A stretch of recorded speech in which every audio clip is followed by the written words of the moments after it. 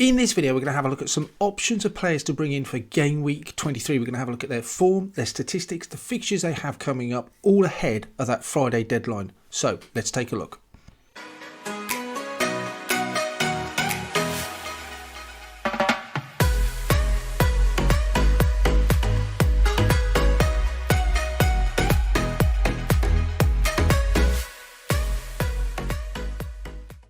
Hi fantasy managers, welcome to FPL Team Talk. We've got 5 players that I'm going to talk to you about in a minute. We're going to have a look at their stats, we're going to have a look at their fixtures. Do we want to bring them in longer term, short term? We're going to look at their form, all of that good stuff. But before we jump into it, don't forget to press that like button. Also click on the subscribe if you enjoy the FPL content. We've got wildcard team selections, all sort of transfer tips coming up as well. In the meantime, let's jump into it. So on screen we have the fixtures for Game Week 23. Some interesting fixtures coming up. Obviously it starts on the Friday, so the deadline will be 6:30 this Friday. Don't get caught out by that. One game I think stands out in terms of FPL and potential points is that Southampton versus Manchester City. Man City in great form. Southampton obviously got 3 put past them last weekend against Wolves.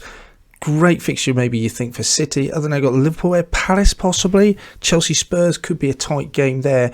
Lots to look at. But in this watch list, we're clearly going to be looking at not just this game week, but the game weeks beyond as well and the sort of medium term.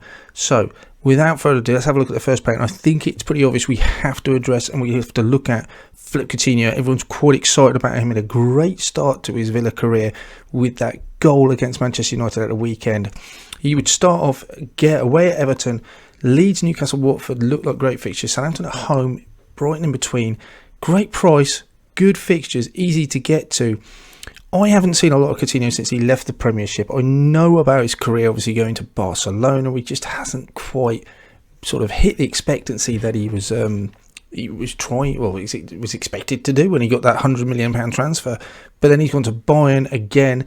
Looking at his stats though, it hasn't just been that bad. He's got a 0.69 expected goal involvement, and that's been pretty steady throughout his career. That was about what he was getting when he was at Liverpool in his prime, when his stock was at his highest. 12 appearances, 2 goals, no assists. Humongous amount of shots on goal, 4.31. Wow, we know Ronaldo takes a lot of shots, but he's still under 4. So Coutinho certainly doesn't mind a shot on goal, which as a FPL manager I don't mind either. Same amount of appearances in 2020, 2021. 2 goals, 2 assists, XGI very similar, still high shots in the box. And when looking back at his Bayern Munich time as well, again very similar stats. XGI was pretty close, shots in the box over 3.5. All very, very steady. So perhaps my perception of his downward spiral hasn't been as bad as it perhaps is when you delve into the stats. In terms of injuries then, that was another thing that concerned me. Ankle problem a few years ago, missed 9 games, and he had hamstring 4 games. Big one for him was the rupture of his outer meniscus. Don't know if I said that right. He missed 33 games, big one. And then COVID and fitness this year, only 5 games. He doesn't seem to have played a lot of football, it feels. Only 24 games in the last 2 years. But he has had that big injury, I guess, but they've all been different injuries, so it doesn't really hugely concern me either. He's not particularly old. I think I'm not too worried about the injuries when I've delved into it. It was something that concerned me, how much football we're going to get out of him. But in all honesty, it doesn't look as bad as I first thought. So going through the pros and cons, is he a decent asset to bring in? I mean, the price just seems brilliant. He's very easy to get to. The fixtures look great. It's almost like a perfect storm, it feels. We've got Gerrard at Villa, getting them playing attacking football now. There's that feel-good factor around there, you think. Coutinho's got great fixtures. He's coming in at a good price. He just looks to fit all of those sort of ticks every box. Shots in the box is a really good thing. The extra is decent as well. So all we need, I think, is confirmation he can take penalties, and it just seems like a no-brainer. Things to just concern myself about. Is he the same player? I know he's, without any disrespect to Aston Villa, he's been playing at Bayern Munich and Barcelona. So those stats he's having, he's playing for, particularly at Bayern, an elite team who dominate their league. And even Barca, I know they haven't dominated or won the La Liga, but there's still a side that's in the top 2 or 3. And in Liverpool, even when he nearly won the league when he left, probably at his prime, you'd say, they were putting a lot of teams to the sword. Villa just aren't going to dominate the league or do what Liverpool were doing a few years ago. Certainly not at the moment. So is the team going to affect him? He's not going to have as many creative chances as he was before. I'm not saying he won't. I'm not saying he can't. It's just a question mark for me. And also, will he get up to speed? Gerrard did say we need to get him up to speed in terms of match for sharpness. So even if I thought he's a good option, and I do think he is a good option, I'm not sure I'd want to bring him in this week. I just would want to see. I don't think, not convinced, unless Gerrard give us some other information in the press conference that he's going to start the game against Everton. I'll be looking at Leeds, Newcastle and Watford as a good trio to target, and beyond that, I mean, if he starts every week for Villa, if he's going to be anywhere near the player he was before, I just think he's a great option. He'd be a sort of set and forget for me at 7 million. But I'm just going to wait for those press conferences. If he doesn't start, I'm going to hold that transfer for another week. Okay, next one, Kevin De Bruyne then, 12.1. He's not cheap by any stretch of the imagination, but he looks absolutely nailed in that Man City team. He looks back to his best. Southampton away, Brentford, Norwich, great fixtures. You could almost argue they're fixture proof in any case. 6 goals, 1 assist, decent XGI.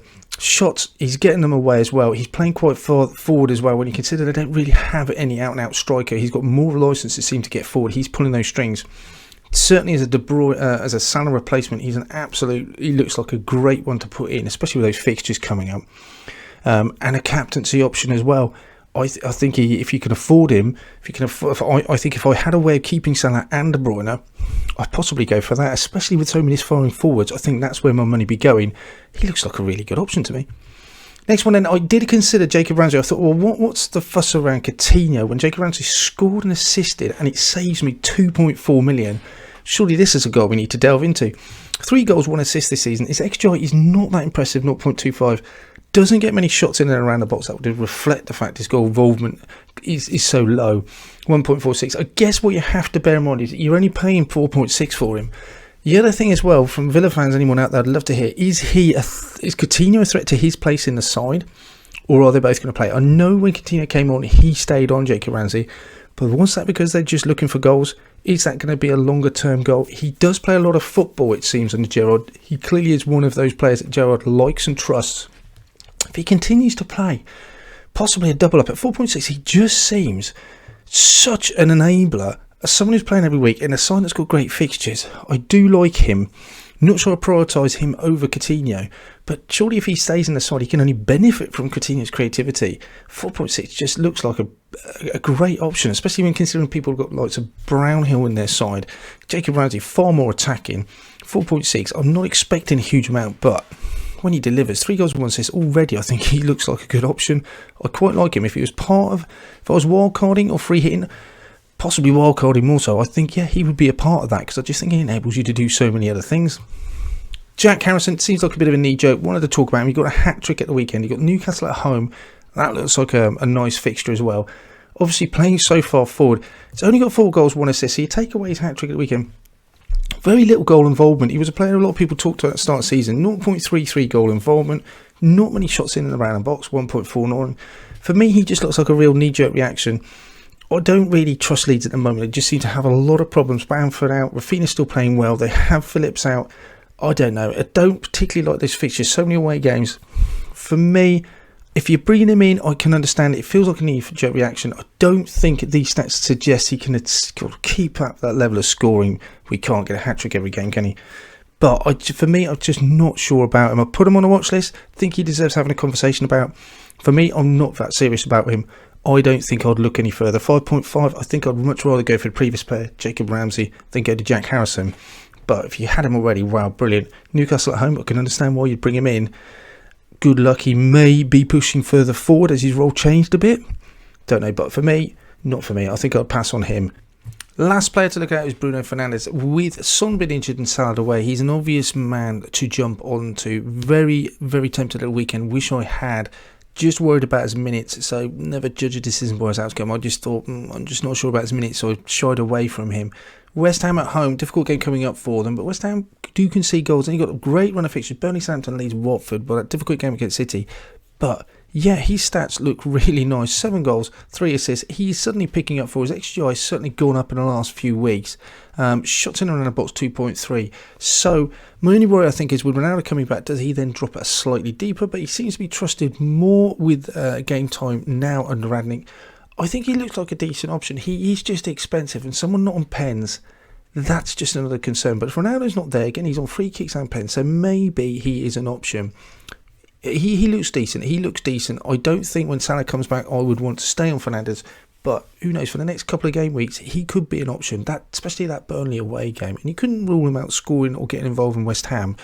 For me, he looks decent. Love those fixtures. I think potentially I'll be more inclined to go for Kane, but I couldn't rule out a move for Fernandes either. Let me know what you're going to do then. Any of those players going to be transferred in for your side? Give me your thoughts. Put them in the comments below. We'll always get back to you. In the meantime, don't forget to hit that like and subscribe for more great content. In the meantime, take care. Good luck.